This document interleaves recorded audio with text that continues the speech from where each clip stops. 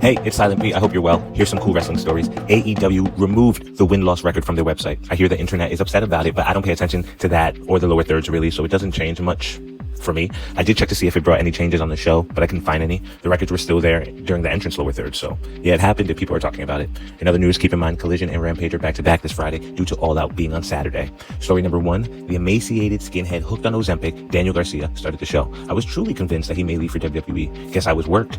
So technically, actually, the guy who had the Turkish hair transplant, MJF, is the one who started the show. It was his segment.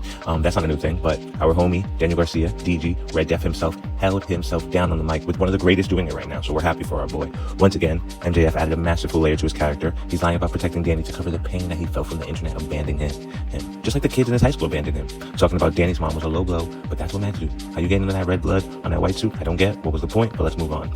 Story number 2, the Conglo, well, some of them, teamed up with the head bruv. Honestly, what is a conglomeration? I'm not complaining, I'm just asking.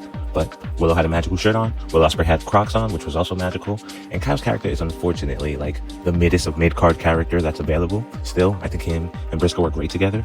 And the genius of OC is now that he's just wearing a darker shade of denim, and it still completely explains the change in his character, and that's the beauty of wrestling. Story number 3, Chaos versus United Empire versus American Television. So is Collision the new Dark Elevation, and does that make Rampage the new Dark? Because Kyle won against Ishii on Saturday to build him up to lose against whoever is going to be on Dynamite. That's just like how it goes. It's not a bad way to get television time.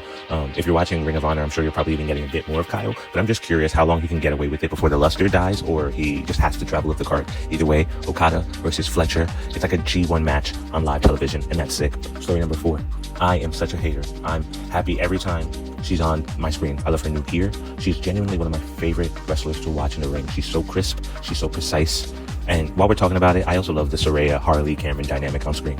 Enough said. Number 5, I have one question for Jon Moxley. Are the green pants still Lululemon? Maybe I should ask Renee.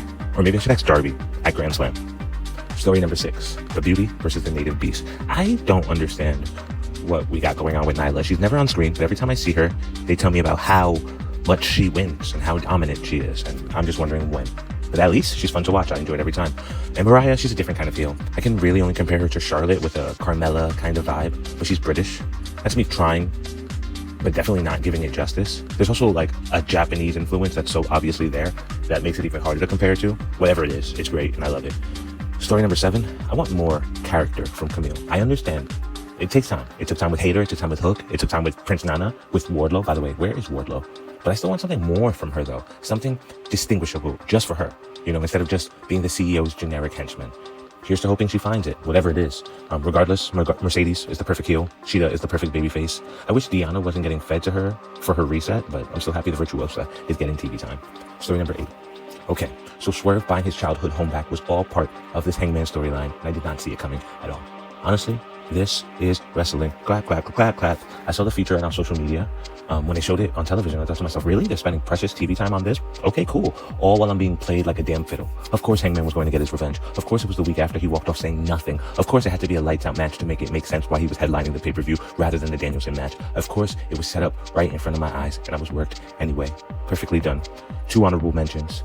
Tony's got a thing for trios champions also being tag teams champions apparently. First it was Dustin, now it might be Claudio and Yuta. Sure. And Daniel Bryanson's championship gimmick is saying fuck on live television. And could that be more of a Bryan Danielson thing? Did I say Daniel Bryan earlier? Whatever. Sayonara, bitches. Because the Silent P said so. Seriously?